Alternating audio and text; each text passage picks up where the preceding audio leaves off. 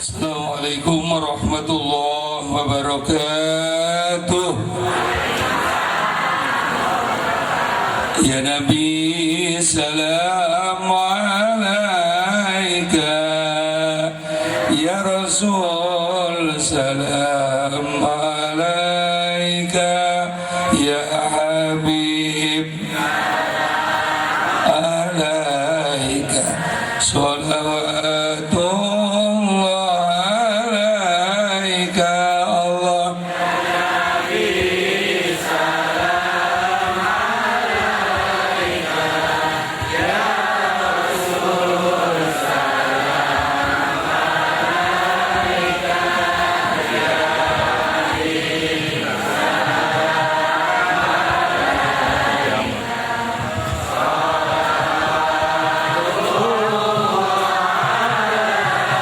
Sallu ala Nabi Muhammad.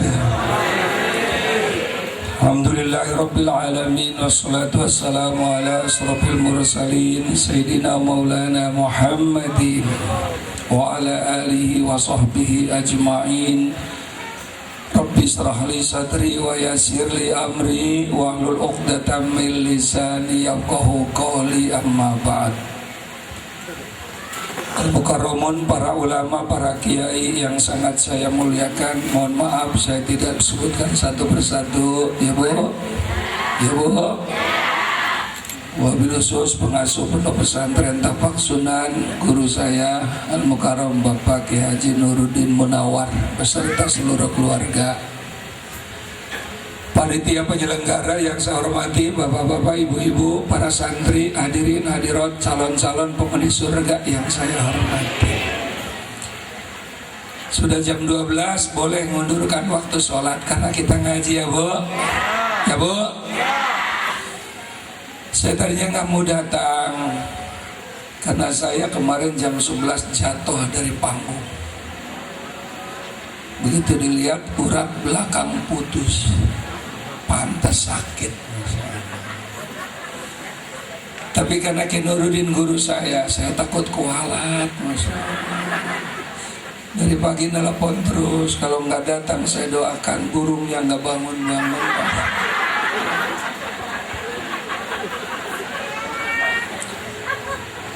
Doakan besok jam 8 akan dioperasi, mudah-mudahan sembuh kembali. Amin ya Rabbal Alamin. Al-Fatihah.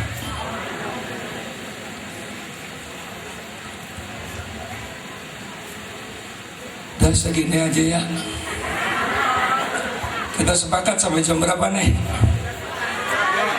Ini yang sakit kaki doang, kalau mulut enggak. Saya dengan Ki Nuruddin satu usia. Kalau pengen tahu usia Rasulullah, itu Ki Nuruddin itu sekelas dulu. Yang ngajarin bener juga dia, yang ngajarin nyolong tebu juga dia.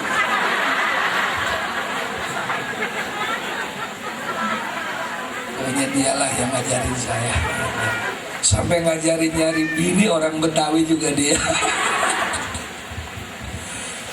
Baiklah Bapak Ibu yang dimuliakan oleh Allah, sebelum Nabi di Isra dan di Mi'raj kan ya Bu ya, itu ada prolognya, ada historisnya, ada penyebabnya.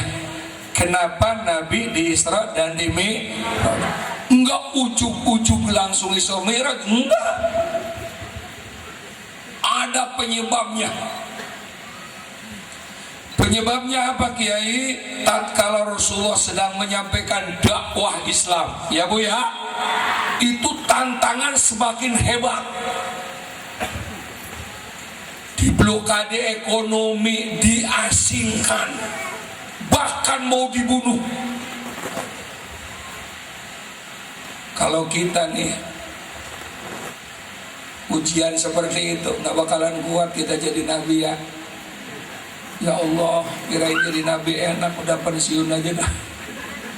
Luar biasa, tantangan luar biasa, Masya Allah, yang dilakukan oleh kafir-kafir Quraisy terhadap Nabi besar Muhammad.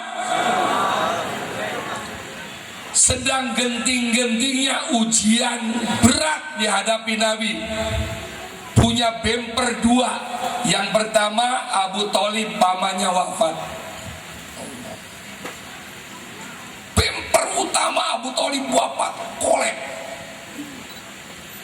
Yang lebih terpukul lagi, istri tercinta Rasulullah Siti Khadijah wafat. Makanya terkenal tahun itu namanya Amul Huzun, tahun duka cita. Ya Bu ya? Ya Bu? Sedih ditinggal Siti Khadijah. Siti Khadijah umurnya 65 tahun. Kalau di sini nenek-nenek apa masih ABG? Siti Khadijah wafat umur 65 tahun. Nabi usia 50 tahun. Sedih ditinggal istri.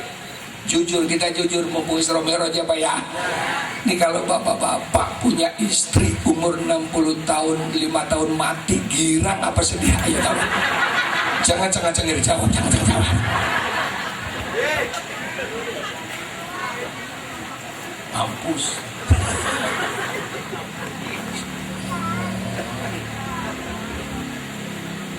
Sedih karena jasanya sangat besar kepada Nabi besar Muhammad. Sampai pernah istri tercinta Siti Aisyah, itu kan paling muda ya, cakep, panggilnya juga ya Humairo, wahai pipi yang kemerah-merah, saking cakep. Kalau ibu mah pipinya biru. Orang sering ngomelin laki.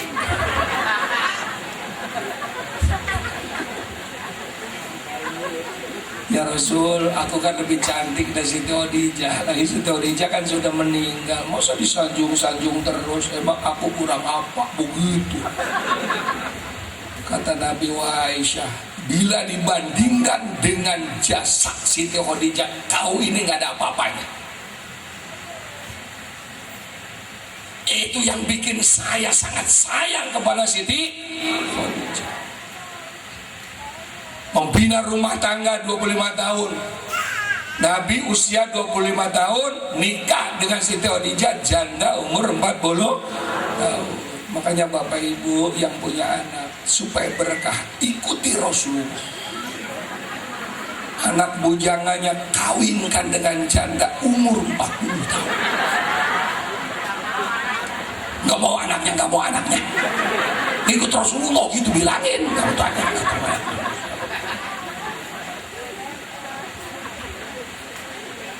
Akhirnya Rasulullah Siti Khadijah walaupun usianya sudah 40 tahun, janda, kelihatannya muda terus. Kenapa? Karena bisa ngerawat badan. Karena Siti Khadijah tidak pernah memakai pakaian jelek kalau sedang dengan suami Rasulullah. Gak kayak istri kita kebalik. Piringan ngaji dandan, kondangan dandan, ya Allah. Mau tidur dengan suami, ya Allah. Utang putus dipakai. Udah gitu pakai peniti lagi. Dipeluk nyolok. Ya.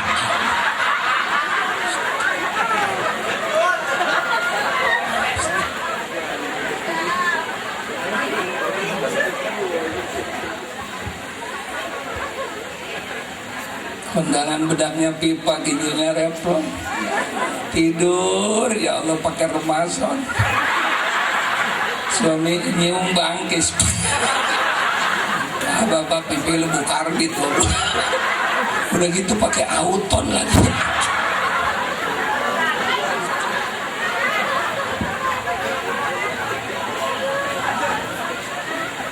Ini bapak-bapak kalau punya istri begini mau nggak saya kasih tahu supaya istri sadar, mau nggak? Kawin satu lagi Pak. Insya Allah sadar. Bagaimana bapak-bapak setuju? Ibu-ibu?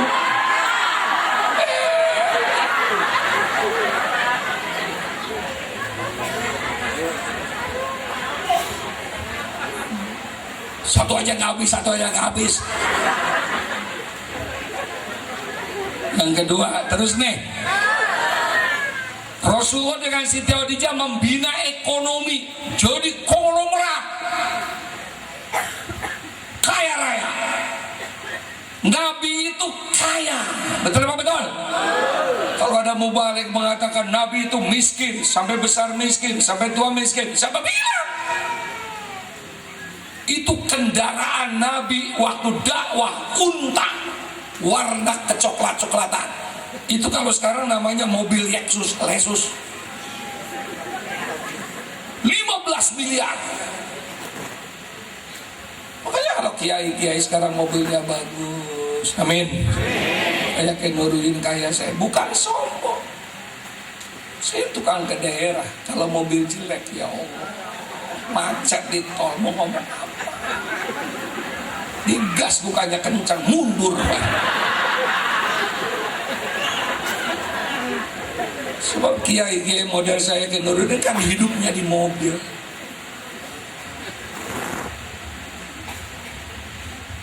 Itu dibina ekonomi 25 tahun sampai kaya raya.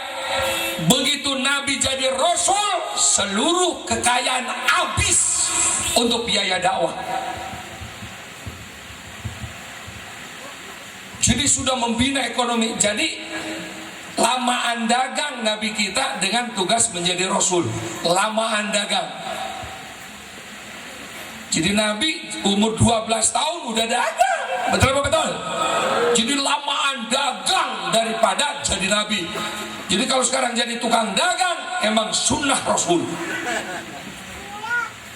Di situ ada keberkahan. Dagang. Umur 12 tahun sudah ikut dagang ke Syam sama pamannya Abu Thalib. 12 tahun tuh. Orang keheran-heranan dari kejauhan rombongan dagang Nabi kecil nih, calon Nabi nih. Masya Allah, itu awan selalu melindungi rombongan. Pohon-pohon pada nunduk, hormat. Di sini juga di Jakarta pada nunduk, banjiran. Sampai masuk negeri Syam, kemudian ada pendeta, pastor Kristen namanya Bukhara. Dalam sejarah kan begitu ya? Ya? Calon-calon Nabi yang terakhir itu ada dalam kitab Injil. Kristennya yang sekarang yang brengsek. Makanya saya kalau dialog dengan pastor pendeta, udah jangan ngomong romo, jangan banyak ngomong romo.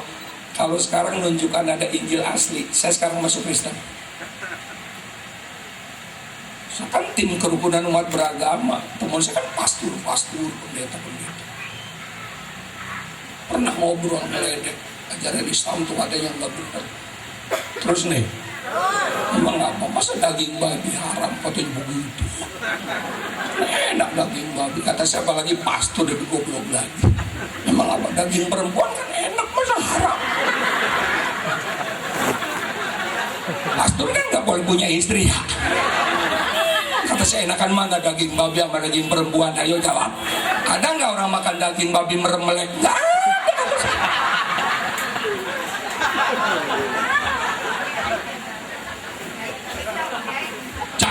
Jangan kecek. Ya Allah, lupa sama kaki sakit ini. Udah ya segini aja ya. Ya. Ya Allah. Jadi harta yang sudah dikumpulkan bersama suami habis untuk dakwah. Makanya kalau ibu-ibu pengen dicintai suami, amin, ikut Siti Odija ya. Ya. Kata suaminya, Bu, Ki Nurudin lagi bangun pesantren, itu kalung 200 gram siniin, kasih kiai. Mau nggak kira-kira?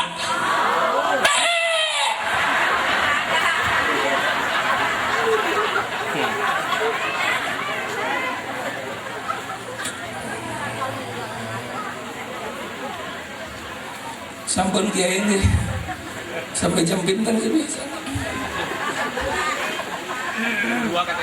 Biasanya di mana-mana sebelum ceramah kan suruh makan.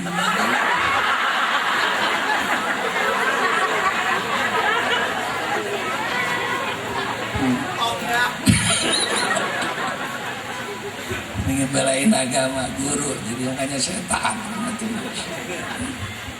Terus nih, jadi kalau pengen disayang oleh suami, ikuti Siti Khadijah. Sudah lagi panik-panik. Yang kedua, kenapa Nabi sedih? Biasanya rumah tangga, maaf ya, itu yang meninggal duluan umumnya kan suami dulu. Amin.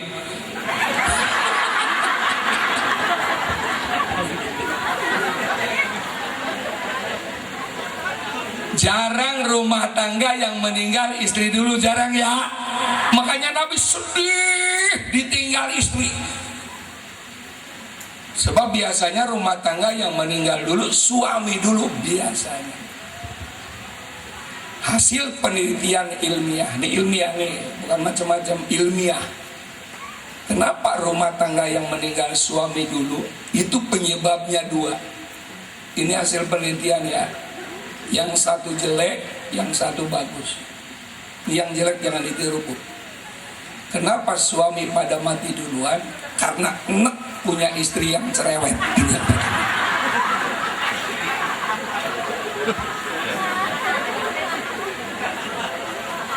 Umur udah 60 tahun punya istri cerewet, mati bener-bener. Setruk. Pak cepetan makan Pak, udah siap.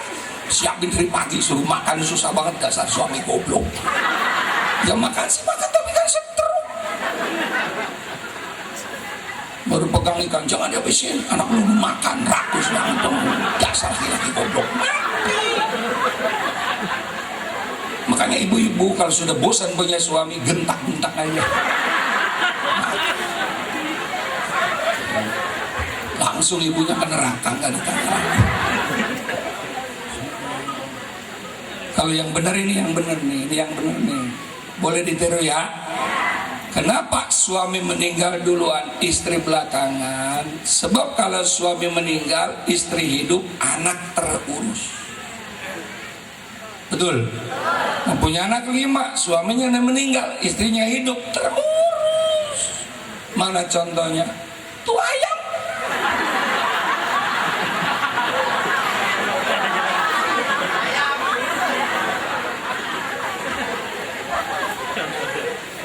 Pernah lihat nggak ayam jago ngikut ngorek-ngorek nyari makan?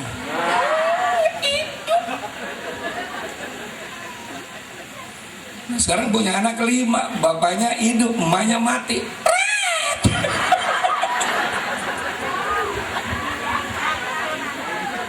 Hancur, hancur. Apalagi sampai kawin lagi bapaknya. Anak udah nggak keurus, ngurus istri barunya aja ya Bu. Sebab istri baru mah katanya, ini kata teman saya, kentutnya juga bau duren gitu.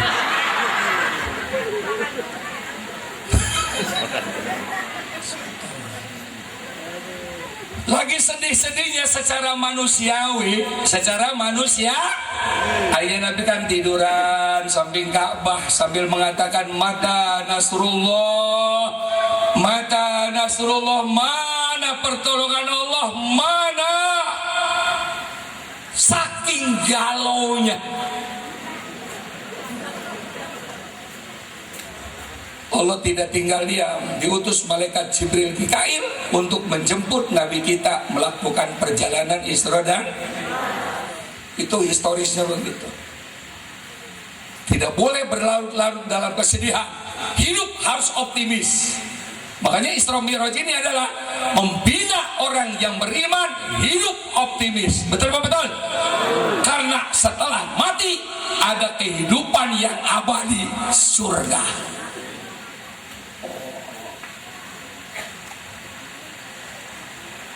Dibaringkan samping sumur Jam-Jam, dibelah dadanya, dikeluarkan hati Rasulullah. Untuk apa dicuci? Timbul pertanyaan, apakah Rasulullah hatinya berkotor? Tidak. Apa Rasulullah punya dosa? Tidak.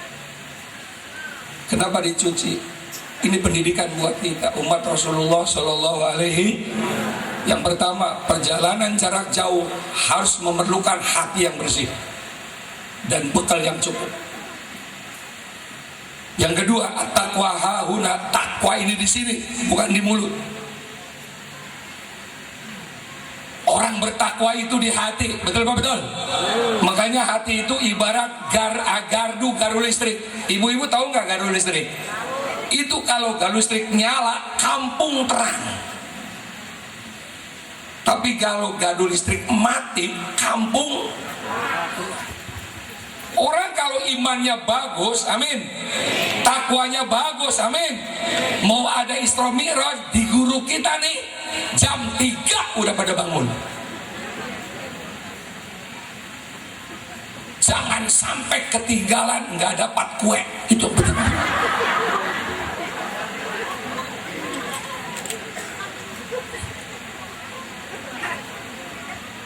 Coba ibu bangun dari jam 3 kan? Ngapain? Karena ingin hadir. Itulah gardu listrik yang nyala. Insya Allah masuk surga, amin. Tapi kalau orang ada pengajian, rumah pinggir pesantren, sound system ngereng-ngereng, betul apa betul? Kiai ceramah, dia cuek, mendingan nonton sinetron, itu neraka jahanam. Kan di kampung saya di Jeruk Purut begitu, kalau subuh dari mana-mana pada datang, yang nempel nggak datang. Tapi Nabi menghibur, bukan dia yang tidak mau, tapi Allah, Rasul, surga nggak mau ketemu dia. Itulah hiburan hadis Nabi untuk para kiai. Orang Nabi juga begitu, orang lain pada nurut sama Nabi, amin. Pamannya Abu Jahal, Abu Lahab, brengsek banget, paman.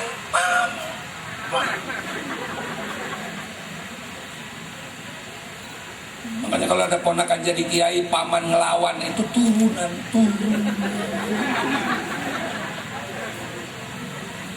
Udah ya segini dulu, kita makan lagi, ntar kita naik lagi bagaimana?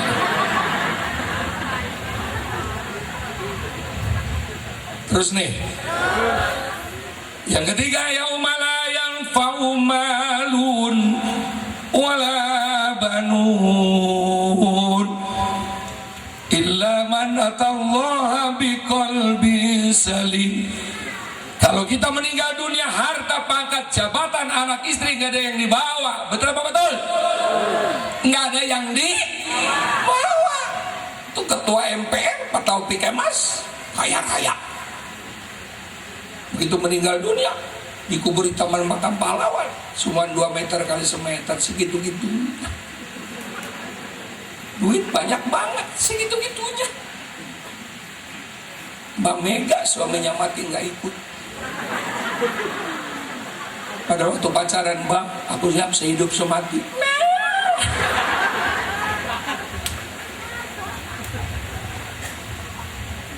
Kalau pengen masuk surga, hati yang bersih, amin. Bawa iman amal soleh yang banyak, insya Allah masuk surga. Setelah bersih, dimasukkan bekal perjalanan. Semakin jauh perjalanan, bekal semakin banyak. Betul apa betul?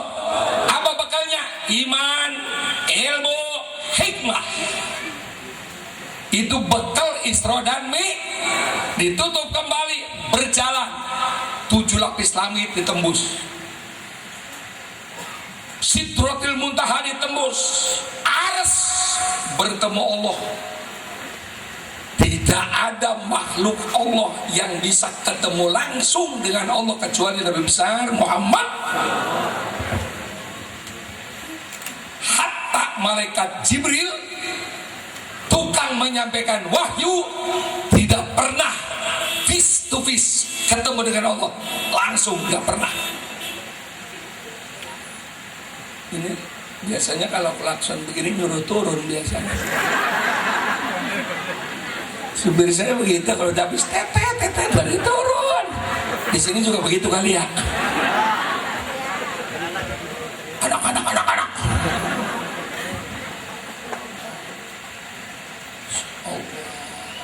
Ketemu Allah. Menerima perintah sholat 50 jadi 5 waktu. Kembali ke Mekah cukup sepertiga malam. Kenapa selamat? Bekalnya 3. Iman, ilmu, hikmah. Apa yang kita petik dari peristiwa ini? Kita sekarang sedang melakukan perjalanan, amin. Kalau pengen selamat masuk surga, 3 ini jangan dibuang.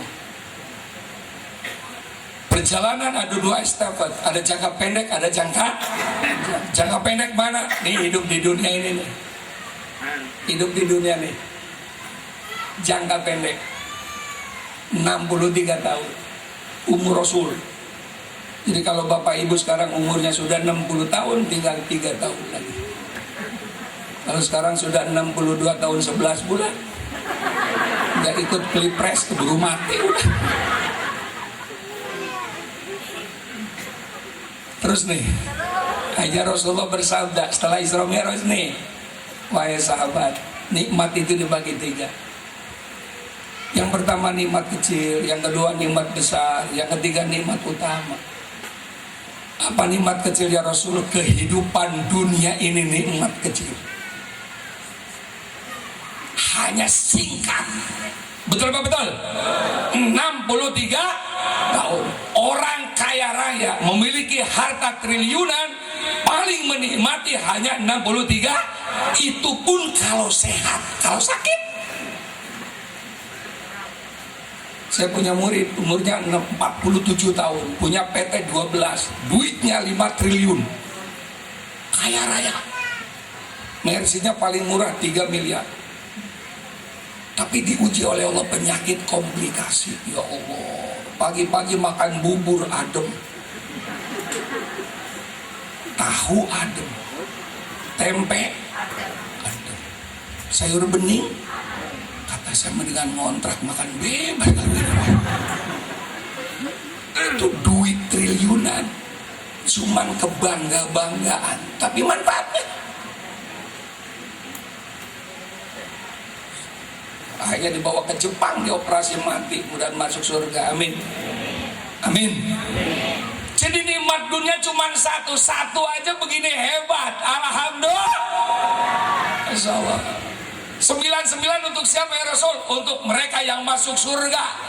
Puncak masuk surga kenikmatan liqa'i Rabbi, tatkala bertemu dengan Sang Pencipta. Makanya saya sholat tahajud sampai kakinya bengkak-bengkak. Kalau saya bukan tahajud, jatuh dari panggung. Itu karena saya rindu, pengen ketemu. Nikmat satu ini. Kasih sayangnya induknya macan kepada anaknya, itu bagian dari satu nikmat. Insyaallah. Makanya saya sering di mana-mana ngomong, hidup itu ada yang nyesel 5 tahun sekali, ada yang nyesel seumur hidup, ada yang nyesel sampai mati. Ya Bu? Ya Bu? Mana yang nyesel 5 tahun sekali? Salah milih presiden, salah nyoblos. Betul betul. Ini nyesel 5 tahun sekali. Waktu kampanye mau pilih aku menang sembako murah. Udah jadi mah beras naik, minyak goreng, cabe, daging, susu.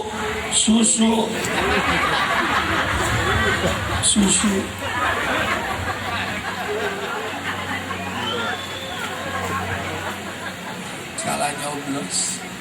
Emang beda pil KB dengan pilkada, beda. Kalau pil KB lupa jadi. Kalau pilkada udah jadi, belum jadi DPR mah, datang ke kiai, udah jadi mah tobat nggak datang mereka. Makanya saya mah netral aja, netral. Yang penting partai saya mah hanya satu, NU. Partai saya itu, pokoknya partai saya Nahdlatul Ulama, itu partai saya itu. Salah milih istri, seumur hidup nyesal, betul? Anak udah 12, punya istri udah hitam, jelek, cerewet, kentut bulu. Kita mau cerai, anak udah 12. Ya udah sabar aja, kita niat kawin sama kentut, begitu aja.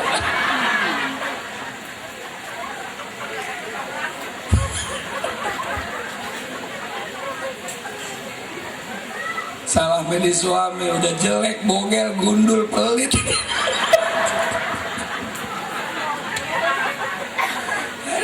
Sabar ya, sebab hidup ini ujian ya.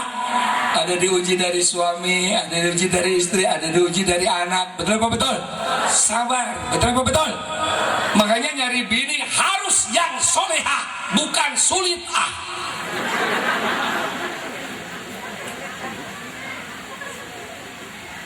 Karena yang angkat derajat wanita kan Allah dan Rasul. Kristen, Hindu, Buddha, Yahudi itu mah penghancur perempuan. Betul-betul. Sekarang aku Islam ngikut Yahudi. Saya kadang-kadang nangis, ya Allah. Kita nih ke KFC beli paha ayam. Itu 2.500 paha ayam. Dibungkus rapi. Instalasi. Paha ayam. Paha perawan.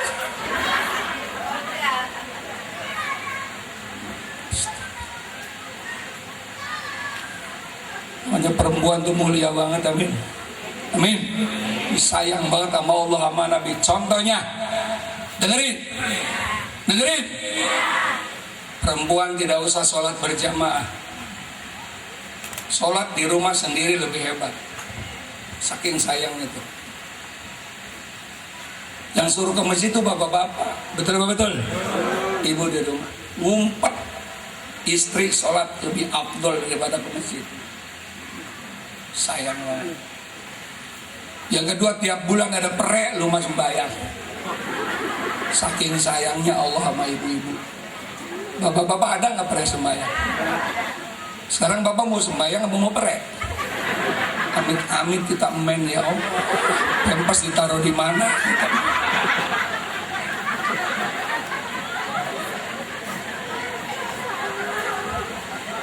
Terus nih, yang ketiga, ibu-ibu nggak usah Jumat.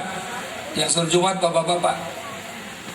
Ibu mah duhur aja di rumah. Diem di rumah, ibu mah diem jangan keluar. Diem. Makanya pantatnya lebar-lebar. Suruh di rumah diem. Nggak wajib Jumat, nggak wajib. Yang mau Jumat mah bapak-bapak. Nah, sekarang kalau ibu Jumat, bapak Jumat habis melahirkan anak dicolong tikus kan gitu.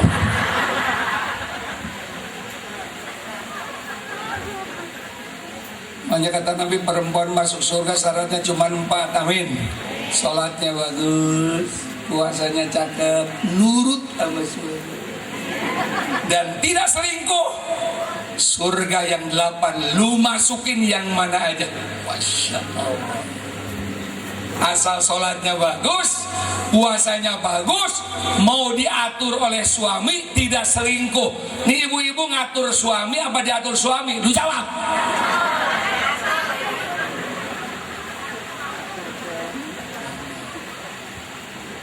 Sampai Nabi pernah ditanya, ya Rasul, siapa sih orang yang paling patut saya muliakan? Ibumu. Siapa lagi ya Rasul? Ibu. Siapa lagi ya Rasul? Ibumu. Siapa lagi ya Rasul? Baru bapak. Ibu 3, bapak. Ibu 3, bapak. Ibu 3, bapak. Emang idealnya begitu ya? Ibu 3, bapak. Bagaimana bapak-bapak setuju?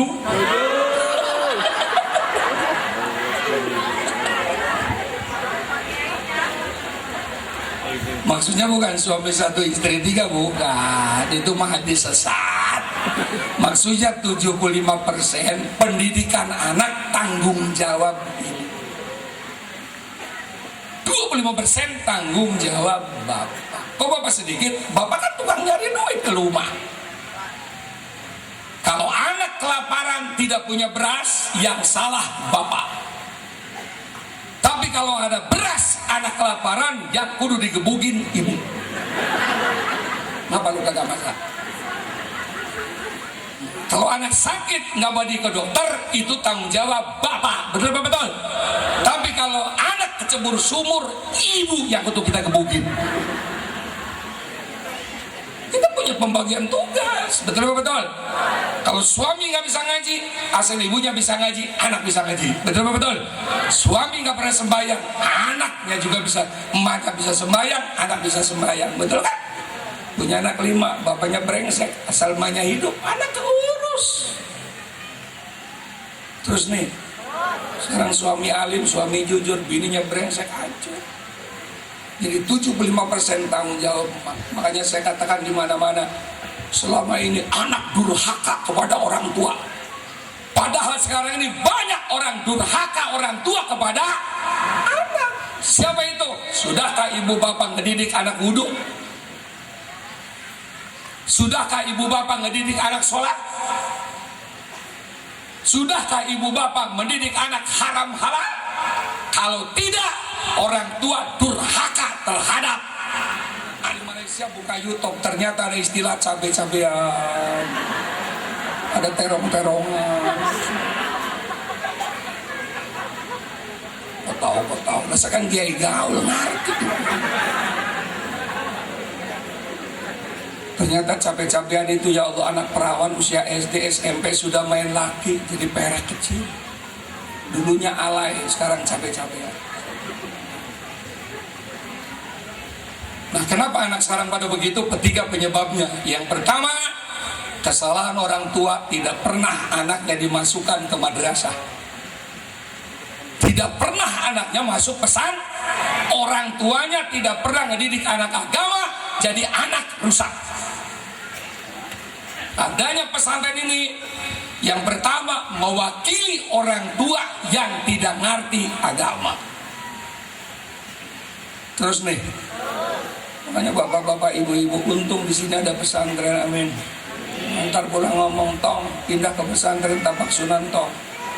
Sono enak sekolahnya, begitu. Kiainya juga alim. Kata anaknya, nggak mau mak, nurut mak urus, nggak nurut gua mati. Kalau anak udah keras.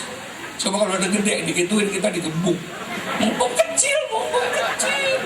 Makanya kata Nabi, umur 10 tahun gak sholat, wadribu ala ya hajar. Umur 10 tahun. Coba sekarang SMA kelas 3 gak sembahyang, kita hajar.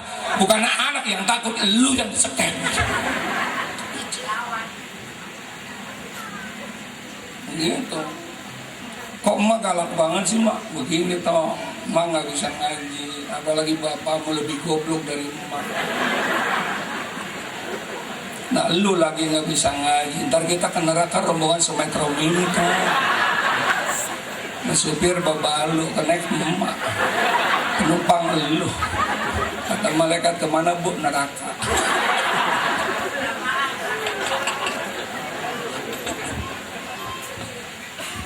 Saya ikut ratusan, saya ikut seminar tentang jangan salah mendidik anak. Ini di Jakarta ini lingkungan sudah rusak, pergaulan juga sudah rusak. Betul apa betul? Satu-satunya tinggal rumah. Rumah lebih rusak dari gedung film sekarang. Kalau orang kaya tuh TV, bapak 1, emak 1, udah 2, anak 3, udah 5, pembantu 1, 6, satpam 1, 7, 24 jam TV selalu disetel. Mana barokah akan turun? Fun, tontonan TV, website, komputer. Masya Allah, BB itu penghancur anak. Tapi jangan salahkan teknologinya, salahkan yang pegang BB-nya. Saya juga punya BB, saya punya laptop. Tapi saya kan dosen, kiai, isinya Quran, hadis, tafsir.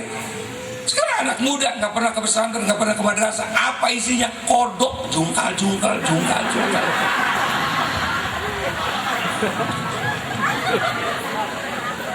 Tolong ambilin laptop saya di mobil, saya mau tontonin bagaimana bahayanya itu laptop. Dulu kita waktu kecil pengen lihat paha montok harus ke pantai, sekarang mah di tangan anak-anak. Yang kedua, makanya kenapa anak pada pengaruh teknologi. Di tangan anak kita sekarang apa yang tidak ada.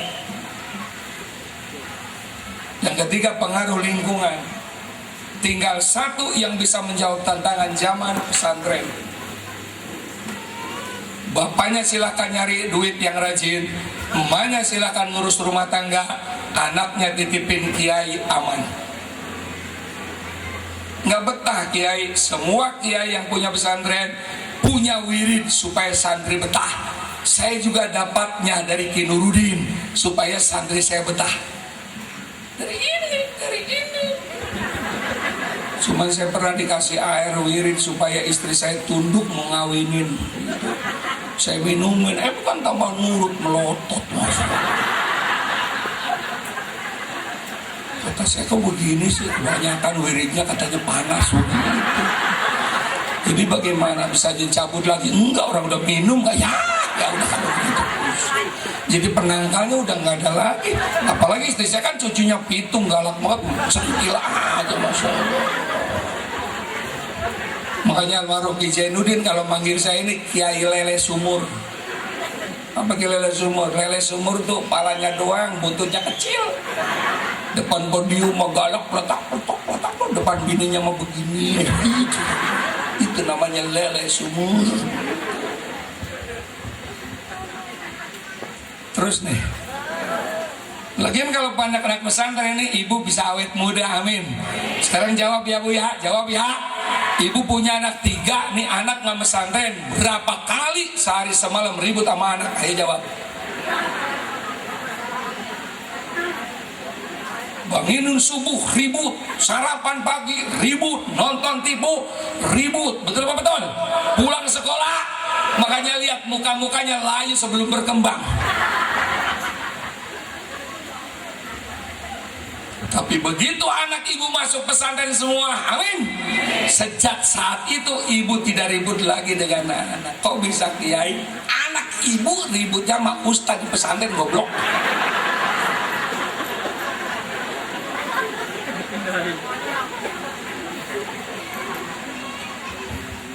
Terakhir,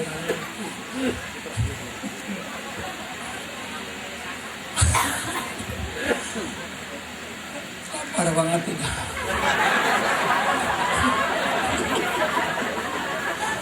Ini kalau mahkumat yang salah panitia nih. Terus nih, yang ketiga yaitu nyesel sampai mati. Siapa itu Kiai? Waktu hidup tidak ibadah. Bapak Ibu, ini paham ahli sunnah wal jamaah. Kalau orang tua kita dulu sholat rajin, ngaji rajin, puasa rajin, sekarang mereka sedang menikmati nikmat kubur. Allah. Tapi kalau bapak kita, emak kita dulu nggak sholat, nggak ngaji, nggak puasa, naudzubillah, sekarang mereka sedang merasakan siksa kubur. Jumlah malaikat ada 10, tugasnya beda-beda. Penjaga surga cukup 1, malaikat Ridwan. Penjaga neraka cukup 1, malaikat Malik. Tapi di kuburan 2, Mungkar Nakir. Mungkar tukang nanya, Nakir tukang gebuk. Kata malaikat Mungkar, agama Islam, sholat enggak. Kata Mungkar, hajar kir, yes.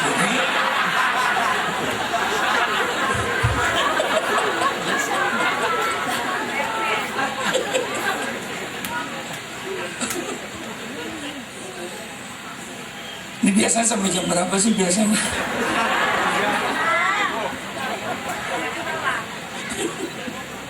Ya, lupa kaki sakit gara-gara ngelihat ibu-ibu ini. Ternyata ibu-ibu bisa penyembuh juga ya.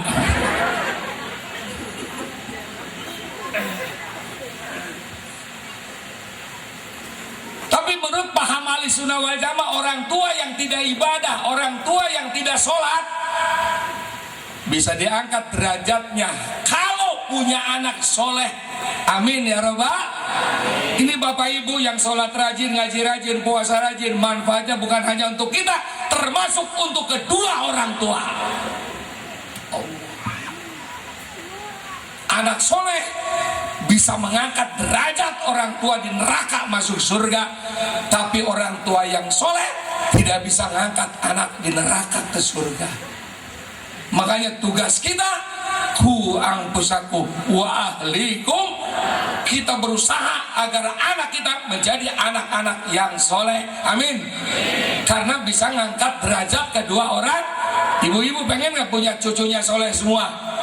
Kawinin anak perawannya dengan si soleh. Cucu ibu pasti semua anak soleh. Walaupun gak sembahyang tetap anak.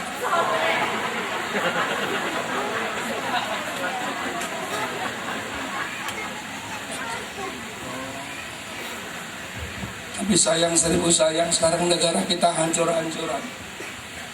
Karena Tuhan janji Allah nggak dipakai lagi. Saya sebelum turun ke masyarakat dibayar oleh guru saya jam 2 malam. Kamu percaya Tuhan kamu Allah? Yes. Kamu yakin Nabi Muhammad utusan Allah? Yes. Kamu yakin nggak akan janji-janji Allah? Orang Islam sekarang muda sama Allah percaya, sama janji Allah enggak. Intang surullah yang surukum wa yuthabbit aqdamakum. Siapa yang menolong agama Allah, pasti Allah akan tolong. Makanya nggak ada kiai melarat, nggak ada ustadz melarat, betul. Rasul bersabda, ridallah fi ridul walidain wa suhtullahi fi suhtil walidain. Keriduan Allah tergantung keriduan ibu bapak. Kemurkaan Allah tergantung kemurkaan ibu bapak. Itu SK dari Nabi. Betul apa betul? Bahkan Allah mengeluarkan SK, wa qada rabbuka alla ta'budu illa iya wa bil walidaini berbakti kepada kedua orang tua, ranking kedua setelah ibadah kepada Allah. Dengerin saya ngomong nih. Jadi setelah ibadah kepada Allah, ranking kedua berbuat baik kepada kedua orang tua. Doa kedua orang tua lebih manjur daripada doa kiai. Tolong catat. Doa ibu bapak lebih hebat daripada doa ustadz dan ustadzah. Tapi kenyataannya di DPR datang ke dukun, ke Banten, ke Cirebon, bawa duit ngasih dukun, emaknya hidup kagak dibagi-bagi. Setan banget orang begitu. Makanya kata Nabi, kalau hidup pengen berkah, amin. Kalau orang tua masih hidup, datangi. Apa yang kita ucapkan? Maafkan bapak, maafkan ibu. Dulu waktu Rasulullah masih hidup, ada anak muda, ya Allah, lecet-lecet semua di sini. 5 menit lagi ya. Semua lecet.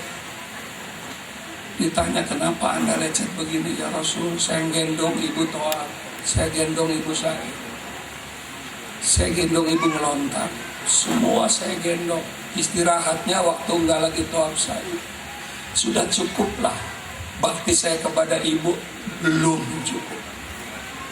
Setetes air susu yang kau isep nggak bisa diganti tiap hari 10 juta.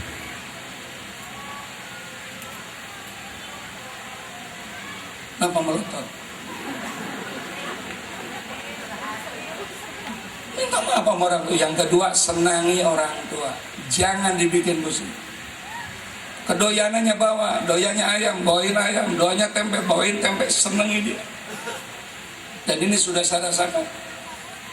Yang ketiga, minta doa. Pak, bapak, mak, saya mau beli tanah 7 hektar, 20 miliar, doakan biar kebeli. Kata ibu, pasti kebeli. Amin. Pasti kebeli. Asal jangan diem aja, kerja. Doa dari emak.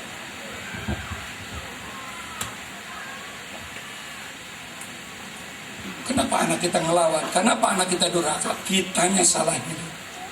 Sudahkah anak kita dididik agama? Sudahkah masuk madrasah? Sudahkah masuk pesantren? Yang terakhir, apa artinya iman kuat? Apa dia ilmu bagus kalau tidak sholat? Betul bu? Betul bu? Betul bu? Sholat. Sholat mi'rajul mu'min. Sholat itu mi'rajnya orang mu'min. Kata Nabi, kalau pengen ketemu Allah, sholat. Kalau pengen ngobrol sama Allah, baca Quran. Ya Allah. Kita ketemu gubernur sehari semalam 5 kali. Kenal nggak kita sama kita?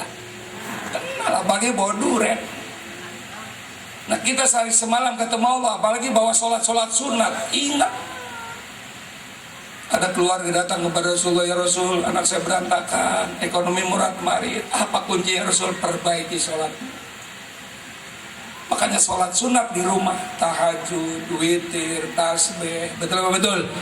Sholat duha, sholat taubat di rumah, perbaiki sholatmu, insya Allah kita akan selamat dunia dan akhirat. Inilah yang bisa sampaikan, mudah-mudahan ada manfaatnya. Mudah-mudahan Ki Nuruddin Munawwar diberikan kesehatan di panjangan umur. Gubernur meninggal gantinya gampang, menteri meninggal gantinya gampang. Presiden belum mati, padahal banyak yang mau ganti. Tapi kalau Kiai Nuruddin mati susah banget. Kiai meninggal susah. Buru-buru nyari ganti kiai, ya Allah, nyari ganti imam musola aja susah banget. Ya Allah, imamnya sakit main dorong-dorongan dari musola dua kali.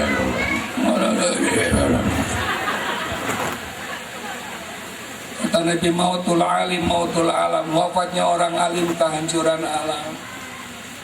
Makanya doain murid-murid di Nuruddin biar sehat. Pengen gak kayak Nuruddin sehat? Satu kuncinya, duit jangan sampai nggak ada. Kan bisanya sakit begini bikin pesantren duit kurang, enak gitu. Ada yang bebasin tanah untuk pesantren duitnya nggak ada, sakit. Makanya mulai besok murid-muridnya kompak, amin. Udah kiai tenang aja, ngajar aja. Pokoknya semua saya handle begitu. Untuk makan kiai berapa sebulan? 20 juta udah dari saya begitu. Cakap nggak kalau begitu? Ada nggak kita kalian begitu? Jadi kiai-kiai ini makhluk langka, harus dilindungi. Saya punya universitas, kalau wisuda tiap tahun 1000, tapi pesantren 2 tiap tahun nggak pernah melahirkan 1 kiai tiap tahun. Susah banget, susah. Yang banyak artis, makanya kiai artis sekarang dapat musibah, masya Allah. Itu si UGB, mana UGB? Saya juga pintar banget ngobatin orang. Yang begini-gini susah banget, ya Allah nyarinya. Biar panjang umur, biar sehat, perjuangannya sukses, anak-anaknya di anak soleh dan soleh, rumah tangganya sakinah mawaddah warahmah, dan kita murid-muridnya insya Allah dapat keberkahan, berkat ridho dari guru kita. Mudah-mudahan kita di dunia kumpul, nanti di akhirat masuk surga. Al-Fatihah. Bismillahirrahmanirrahim. Alhamdulillahirabbil alamin. Iyyaka na'budu wa iyyaka nasta'in. Shiratal mustaqim. Shiratal ladzina an'amta 'alaihim. Rabbana ya karim ya arhamar rahimin irhamna Allah bi aqil Fatihah wa bi sirril Fatihah wa bi syafaatil Fatihah wa jahil Fatihah. Allahumma barik lana fi Rajab wa Sya'ban wa balighna Ramadan. Allah barik lana fi Rajab wa Sya'ban wa balighna Ramadan. Allah barik lana fi Rajab wa Sya'ban wa balighna Ramadan. Allah barik lana fi auladina wa barik lana fi rizqina wa barik lana fi ilmina wa barik lana fi ma'ishatina wa barik lana fi dzurriyyatina wa barik lana fi mahatina tabaksulan bi rahmatika ya arhamar rahimin. Allahumma ighfir lana dzunubana wa liwalidina warhamna warhamhum kama rabbawna shighara wa li jami'il muslimin wal muslimat wal mu'minina wal mu'minat al-ahya'i minhum wal amwat. Allahumma irfa' darajatana ya Allah kama darajatal ulama wa syuhada'i wa sholihin. Rabbana atina fid dunya hasanah wa fil akhirati hasanah wa qina adzabannar. Wa sallallahu alaihi sayyidina Muhammad wa alihi washabihi ajma'in. Subhana rabbika rabbil izzati amma yasifun wa salamun alal mursalin walhamdulillahi rabbil alamin. Amin ya rabbal. Terima kasih, mohon maaf. Wallahul muwaffiq ila aqwamit thoriq. Wassalamualaikum warahmatullahi wabarakatuh.